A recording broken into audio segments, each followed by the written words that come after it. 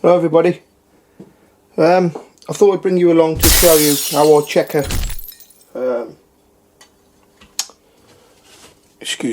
how I check my knives. Oops.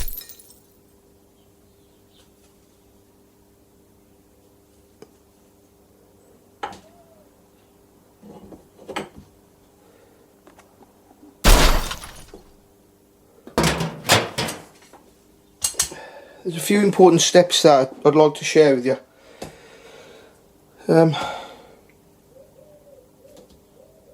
Come on, camera. There's a few important steps I'd like to share with you. First of all, is you want your nice and rigid in your vise. I like to use these soft jaws. I've got copper jaws underneath here, and I find all these are in their annealed state. They can mark the flats. No problem once they're heat treated, but you can't do the heat treat obviously. So I'll move you around in a second. Knife in the soft jaws. You only want a little bit protruding at the top. You want this nice and firm. You want this nice and flat straight. One of the other things that I do, you could use some kind of foil guide maybe attached to here if you wanted to, but I'll just take a square, scribe a line, and that gives me my reference to keep it square.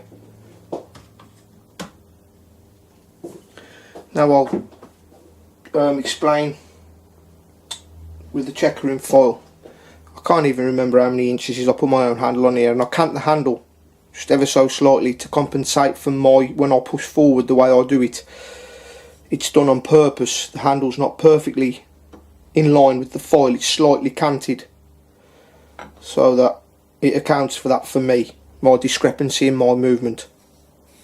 The other thing that I find that works really well with this, I'm not sure whether other people do this, I know it's something I've always done, is I use a piece of French chalk, I use compressed air, I blow this out, keep this very clean, and I put French chalk on the foil, as I do with all my foils. It stops the chips and stuff binding to the foil. It really does make a big difference. When I start, I use my finger as a guide at first. So I will place the foil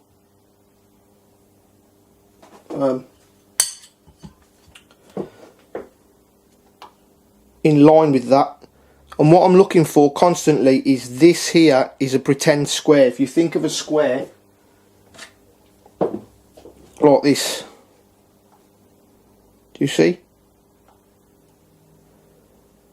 So as I'm foiling, I'm constantly looking at this point here to make sure that is still that square angle. Hope that makes sense to that line, whatever you are in there. So to start, just put my finger there, the other side, and gently just start rocking it forward.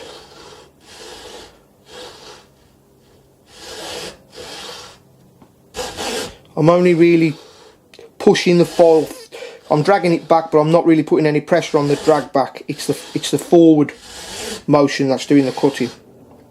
I'll take a little bit of leather because these can get sore after, you know, one knife, two knives, it makes no difference. When you start doing 10 or 15, it makes a big difference. And then I'll lock my arm in, and I don't push my arm out, I actually rock my body, looking down all the time that that's still square.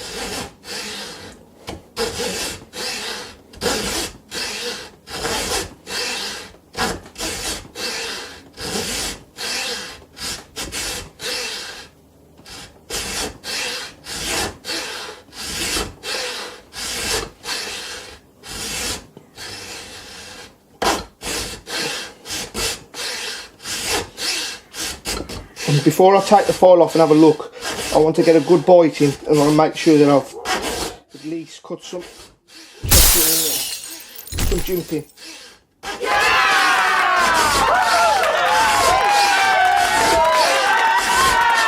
Okay,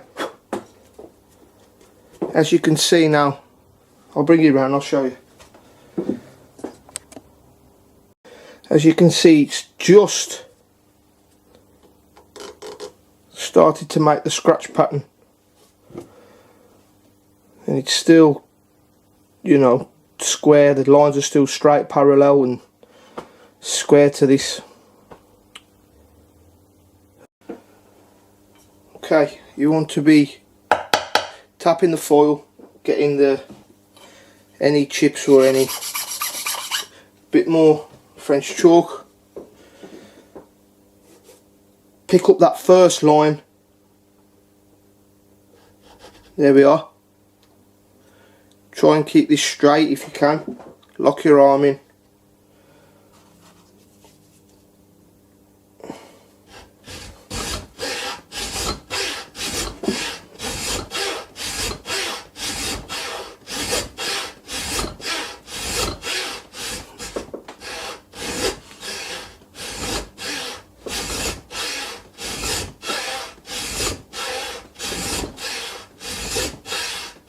If you go off slightly, you can make slight adjustments with this to bring it back properly, but there's not a lot of room for error. So say you could put a guide up next to it and use that, but I never have.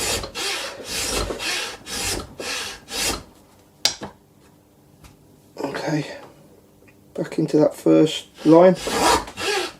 I'm adjusting the angles of the foil until eventually what will happen is the foil will just skate, like it's nearly there now,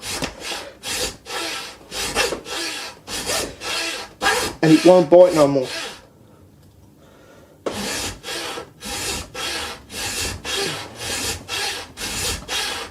And that means you've reached the bottom of the teeth on the foil.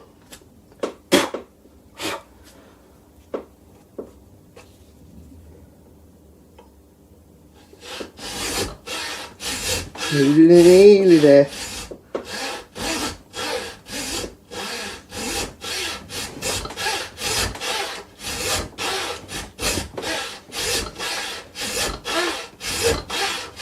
There. It's just skating now on the bottom, I can feel it. And if I adjust it this way, adjust it that way.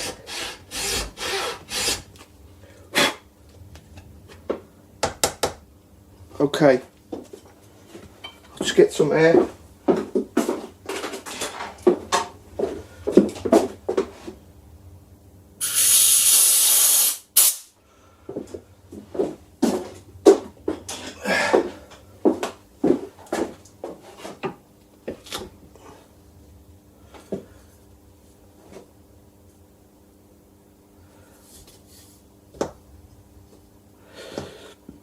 Excuse me. There you go. Even square jimping.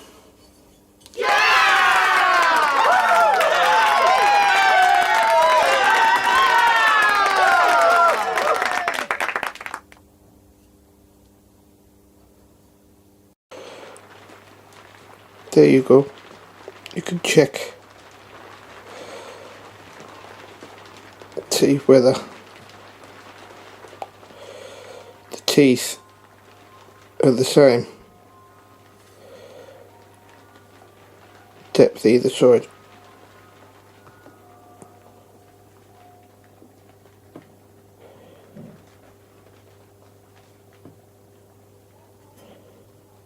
Hopes that helps somebody who struggled maybe with the checkering foil. Take care.